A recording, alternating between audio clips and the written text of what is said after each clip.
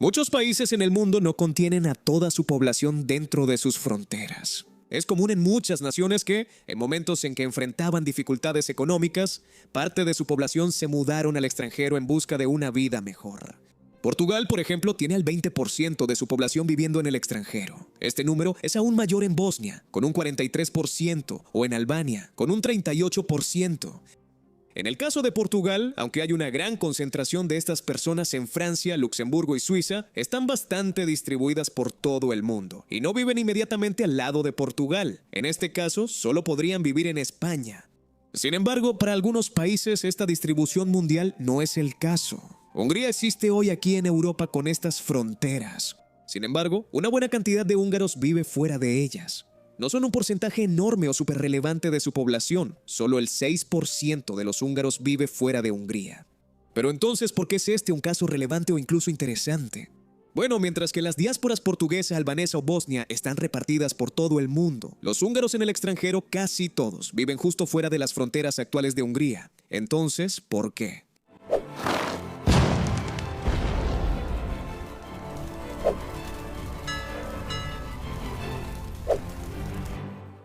Antes de conocer la razón, veamos cuántos húngaros existen en los países vecinos. Más de 1 millón viven en Rumania, alrededor del 5 a 6% de la población de Rumania.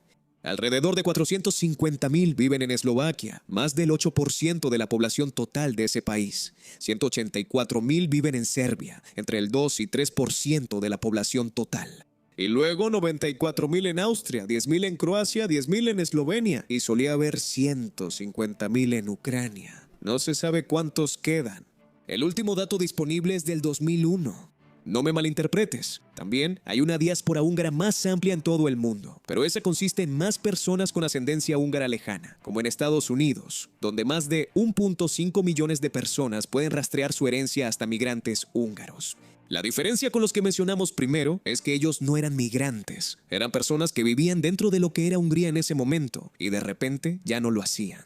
Hungría ha existido en la cuenca de los Cárpatos durante siglos, desde la llegada del pueblo magiar a Europa desde Asia. Hice todo un video sobre la evolución territorial de Hungría. Pondré el enlace en la descripción si quieres verlo. Solo lo voy a repasar aquí de manera muy breve.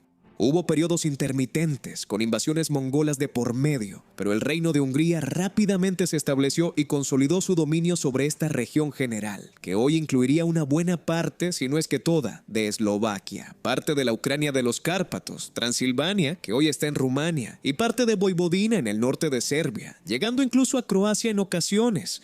Incluso Moldavia y Valaquia estuvieron alguna vez bajo dominio húngaro directo o indirecto, pero todos los países se extendieron temporalmente hacia zonas que después perdieron. Eso no es razón para que las poblaciones étnicas permanezcan. La clave está en esa palabra, temporal.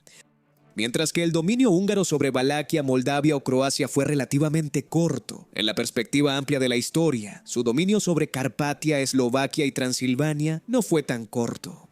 A pesar de perder partes o la totalidad de esos territorios en ocasiones ante los mongoles, otomanos u otras naciones, siempre regresaban para recuperarlos. Así que ahora podemos entender por qué hubo y hay tantos húngaros allí. Fue su territorio durante bastante tiempo a lo largo de la historia. Luego llegaron los Habsburgo y su unión con Austria. El reino de Hungría pasó a formar parte del imperio de los Habsburgo, que más tarde se conoció como Austria-Hungría. Y fue esta unión con sus vecinos occidentales la que finalmente llevó a su caída. No estoy diciendo que los húngaros simplemente fueron arrastrados en contra de su voluntad. En este punto, sus derechos e influencia dentro del imperio habían crecido significativamente.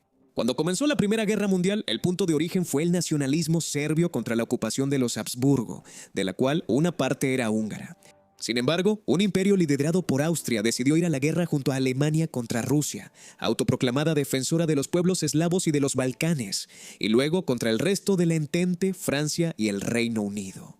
Así comenzó la Primera Guerra Mundial. Como sabemos, las potencias centrales fueron derrotadas y se les impusieron tratados de paz muy duros.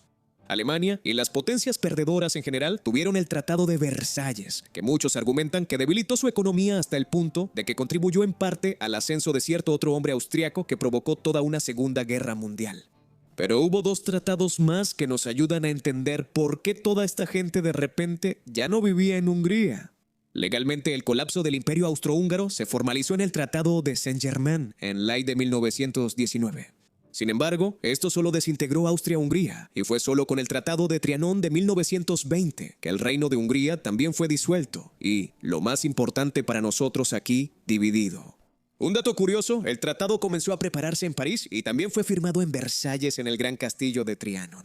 Tal vez de manera tonta, siempre supuse que Trianon era otra ciudad donde se había firmado el tratado, pero aparentemente no es así.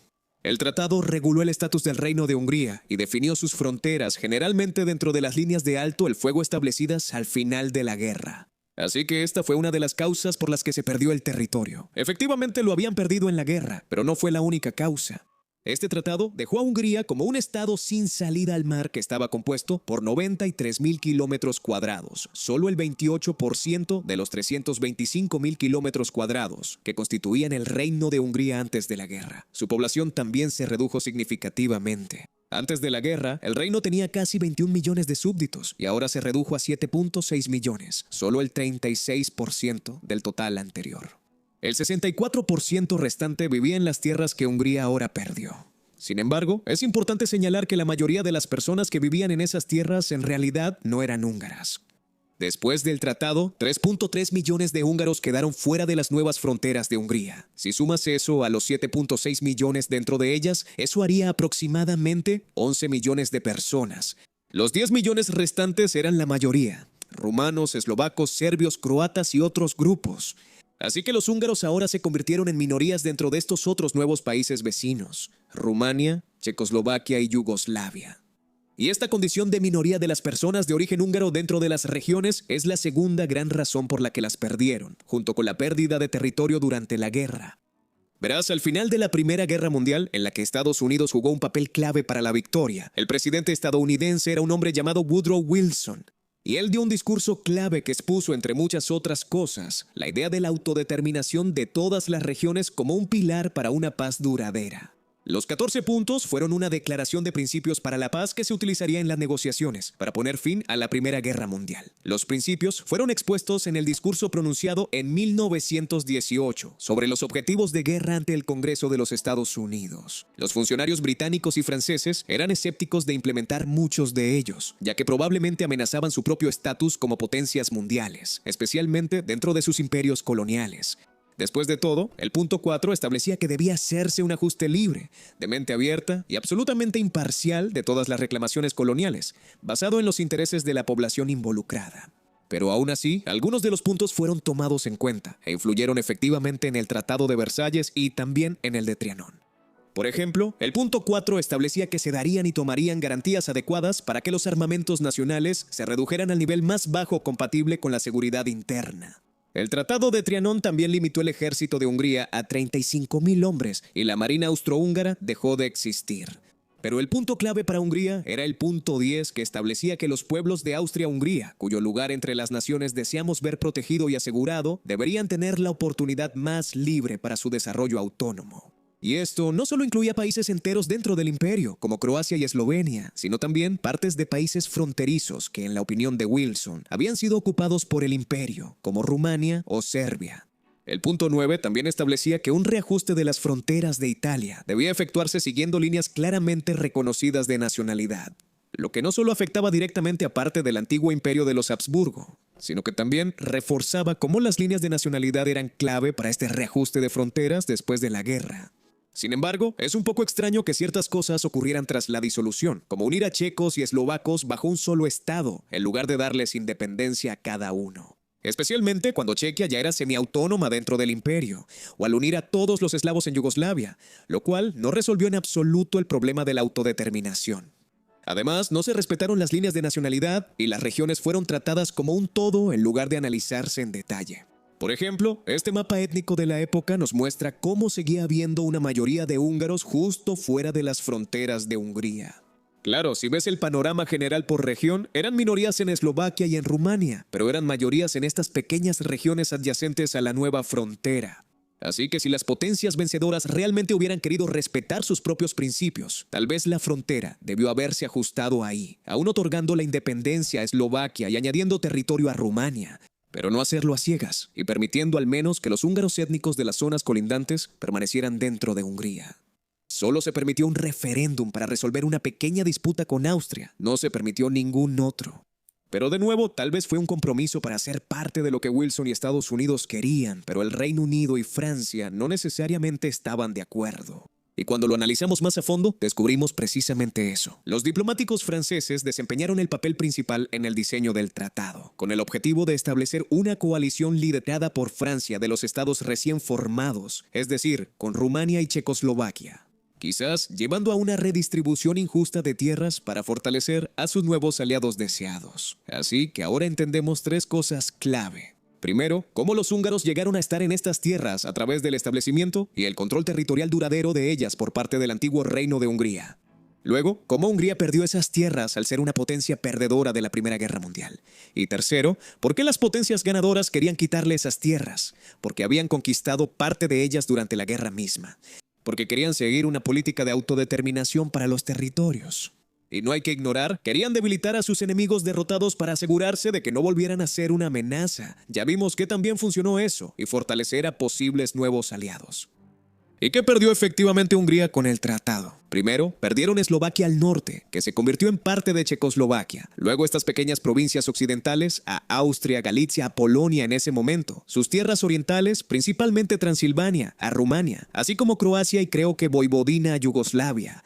Los húngaros en ese momento reconocieron la parcial injusticia del tratado, pero al ser una potencia derrotada, se vieron obligados a aceptarlo, aunque fuera bajo protesta. Poco después, se publicaron muchos carteles de propaganda protestando por la pérdida de los territorios como este, con manos que desgarran su tierra y señalan la cantidad de húngaros que viven en cada uno de ellos. O estos publicados en el extranjero, que intentaban hacer que los franceses, británicos, italianos, alemanes y estadounidenses entendieran la magnitud de su pérdida, comparándola con la de sus propios países. Este, dedicado a Estados Unidos, incluso llegó a imaginar a manos de quienes perderían el territorio. El norte a Gran Bretaña, la costa oeste a Japón, el suroeste a México y el sureste a un grupo étnico local. Pero todo fue en vano. La pérdida se hizo oficial con el tratado y ya no había marcha atrás para los aliados. A medida que Hungría caía en el autoritarismo y se acercaba a Alemania en las décadas de 1930 y 1940, pudieron recuperar algunas tierras previamente perdidas, ya que el Reich alemán obligó a sus vecinos a devolvérselas. El primer laudo de Viena devolvió el sur de Eslovaquia en 1938. En 1939, Hungría anexó nuevamente Rutenia Cárpata. En 1940, el segundo laudo de Viena obligó a Rumania a devolver Transilvania. Y en 1941, parte de los antiguos territorios yugoslavos también fueron recuperados, con la excepción de Croacia. Sin embargo, Hungría volvió a elegir mal y se puso del lado perdedor de la guerra una vez más. Después de la derrota de las potencias del eje, Hungría fue obligada a devolver todas estas tierras una vez más. Y así, regresaron a las fronteras actuales que tienen hoy en día. Estas decisiones y sus consecuencias, a pesar de haber ocurrido hace más de 100 años, han sido la causa de un profundo resentimiento en Hungría desde entonces, y han sido tomadas por muchos grupos y figuras extremistas como una bandera. Las 5 comunidades más grandes de húngaros nativos en el extranjero, hoy en día, son las que mencionamos y corresponden directamente a los territorios perdidos: Rumania, Eslovaquia, Serbia, Ucrania y Austria. Las disputas abiertas y provocaciones solo existen, creo yo, con Rumania. Los demás son países con los que Hungría en realidad tiene relaciones amistosas. Sin embargo, su gobierno ha tomado medidas para actuar al respecto. Un total de 1.1 millones de los 4 millones de húngaros que viven en el extranjero han recibido la ciudadanía húngara. La mayoría de ellos en Rumania, 600.000. Ucrania recientemente abolió la posibilidad de la doble ciudadanía, e incluso la amistosa Eslovaquia no estuvo de acuerdo, afirmando que esta llamada Ley de Nacionalidad Húngara era una amenaza para la seguridad. Desde 1920 hay significativamente menos húngaros allí, ya que muchos migraron de regreso dentro de las fronteras húngaras, pero todavía existen comunidades importantes agrupadas, como podemos ver en este mapa en verde claro. Las comunidades locales a veces tienen estatus especiales dentro de esos países y, como mínimo, gozan de todos los derechos como ciudadanos. Muchos han creado sus propias costumbres, como los de Eslovaquia, que izan esta bandera.